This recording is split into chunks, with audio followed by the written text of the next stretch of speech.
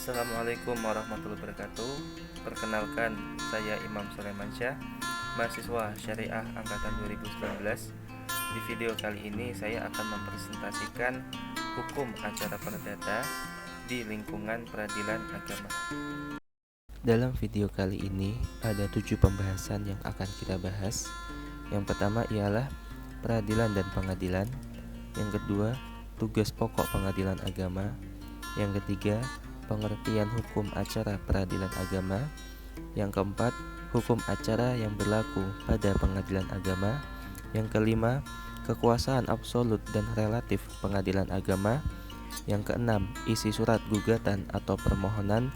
Dan yang ketujuh, prosedur surat permohonan atau gugatan di pengadilan agama.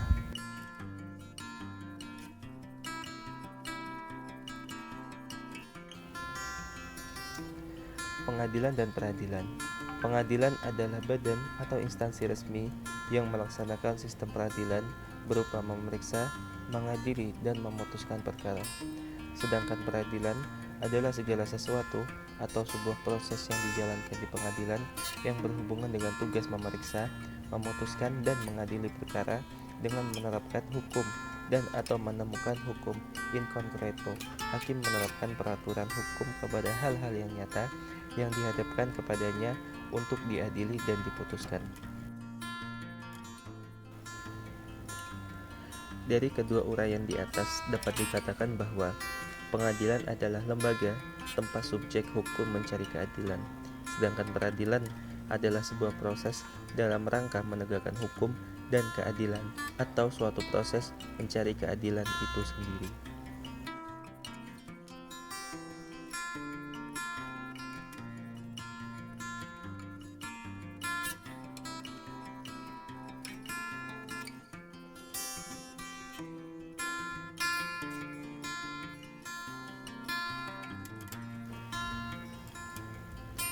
Tugas pokok pengadilan agama.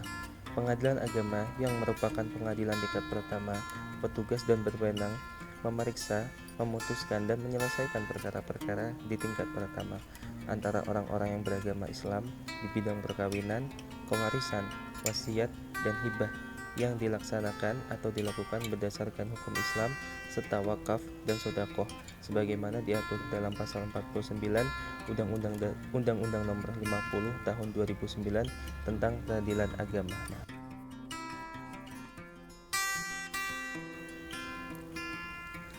Pengertian hukum acara peradilan agama.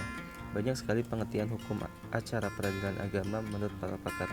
Salah satunya ialah menurut Wirjono Projodikoro.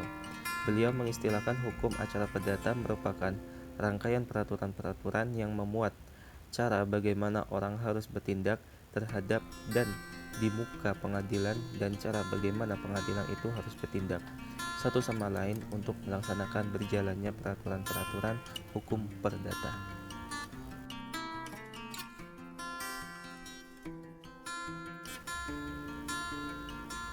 Dari penjabaran pengertian hukum peradilan agama, dapat disimpulkan bahwa hukum acara peradilan agama adalah peraturan hukum yang mengatur bagaimana cara mentaatinya hukum perdata material dengan perantara hakim atau bagaimana bertindak di muka pengadilan agama dan bagaimana cara hakim bertindak agar hukum itu berjalan sebagaimana mestinya.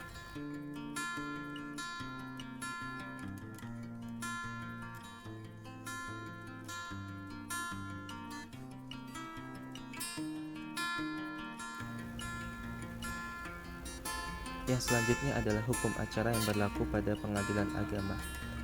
Pada pasal 49 menyatakan bahwa pengadilan agama bertugas dan berwenang memeriksa, memutus dan menyelesaikan perkara di tingkat pertama antara orang-orang yang beragama Islam di bidang perkawinan, waris, wasiat, hibah, wakaf, zakat, infak sedekah, dan ekonomi syariah.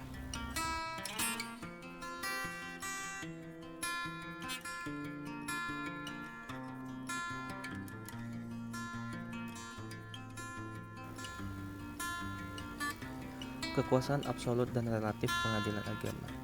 Kompetensi absolut peradilan agama tertuang dalam pasal 49 UU Peradilan Agama. Berdasarkan ketentuan tersebut, pengadilan agama berwenang memeriksa, memutus, dan menyelesaikan perkara di tingkat pertama antara orang-orang yang beragama Islam di bidang perkawinan, waris, wasiat, hibah, wakaf, zakat, infak, sedekah, dan ekonomi syariah.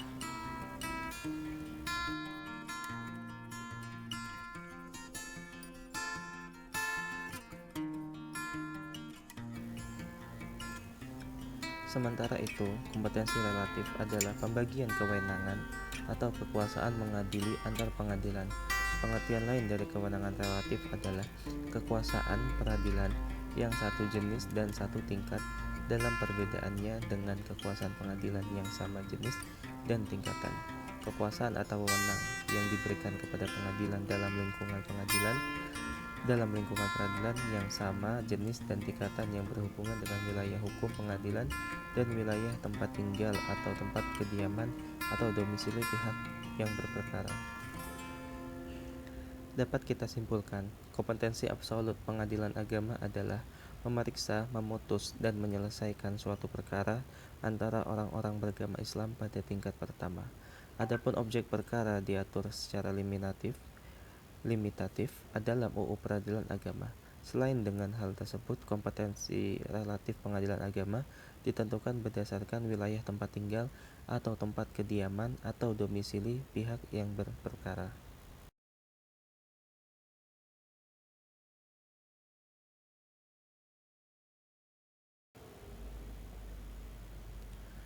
Selanjutnya ialah isi surat gugatan atau permohonan.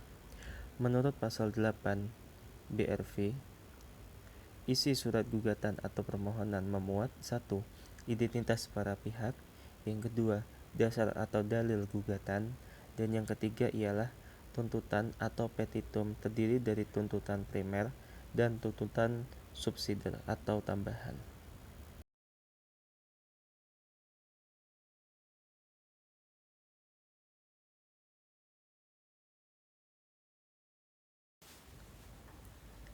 Yang ketujuh atau yang terakhir ialah prosedur surat permohonan atau gugatan di pengadilan agama. Kami mengambil contoh ialah perkara cerai talak, perceraian yang diajukan oleh suami. Ada beberapa langkah dalam prosedur ini ialah yang pertama, memenuhi persyaratan. Yang kedua, prosedur tata cara pengajuan perkara. Dan yang selanjutnya adalah proses penyelesaian perkara.